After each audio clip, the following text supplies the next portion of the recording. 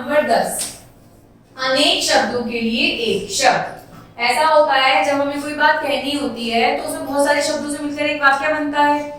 जब हम उसके लिए मात्र एक शब्द का इस्तेमाल करते हैं जिससे हमारी वो पूरी बात क्लियर हो जाती है तो उसे हम कहते हैं अनेक शब्दों के लिए एक शब्द। रीना बताओ यह क्या है? ये रीना से पूछ रही है कि रीना बताओ यह क्या है। आओ मैं तुम्हें बताती हूँ। इतने सारे शब्द की जगह वाक्यांश के लिए एक शब्द का प्रयोग करो, नवचर।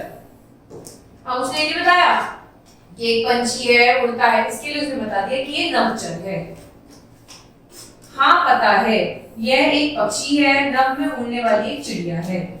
भाई इसने 2-3 शब्द नहीं बोले कि ये पक्षी है, ये आकाश में उड़ने वाली एक चिड़िया है, उसने बोला एक शब्द, नवचर।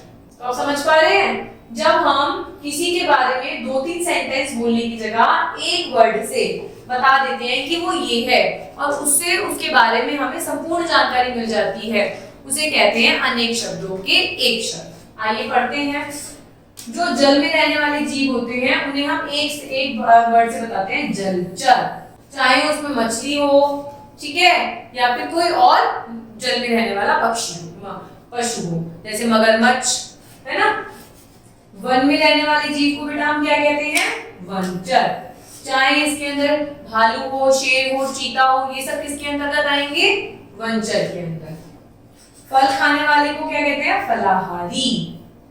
सब्जी खाने वाले को क्या कहते हैं हम? शाकाहारी। मांस खाने वाले को कहते हैं हम मांसाहारी। देश की रक्षा करने वाले को कहते हैं हम सैनिक। अब हम ये बता देंगे कि वो सैनिक है तो ऑलरेडी समझ में आ जाएगा कि क्या करते हैं, देश की रक्षा के लिए अपने प्राणों से लड़ते हैं। हमें इतना सब कुछ बताने की जरूरत नहीं है, हमें सिर्फ कहना है कि ये सैनिक है। खेतों में अन्न पैदा करने वाले को क्या कहते हैं हम? किसान। घर घर चिट्ठी पहुंचाने वाले को क्या कहते हैं बेटा हम? डाकिया। सबकी सेवा करने वाले को हम क्या कहते हैं बेटा? सेवक। अब हम ये नहीं कहेंगे कि ये सबकी सेवा करता है, ये सबके पैर दबाता है, ये सबका काम करता है, हम सिर्फ एक शब्द कहेंगे, क्या कहेंगे? सेवक। इससे ही हमें पता चल जाएगा कि हर तरीके की सेवा प्रदान करता है।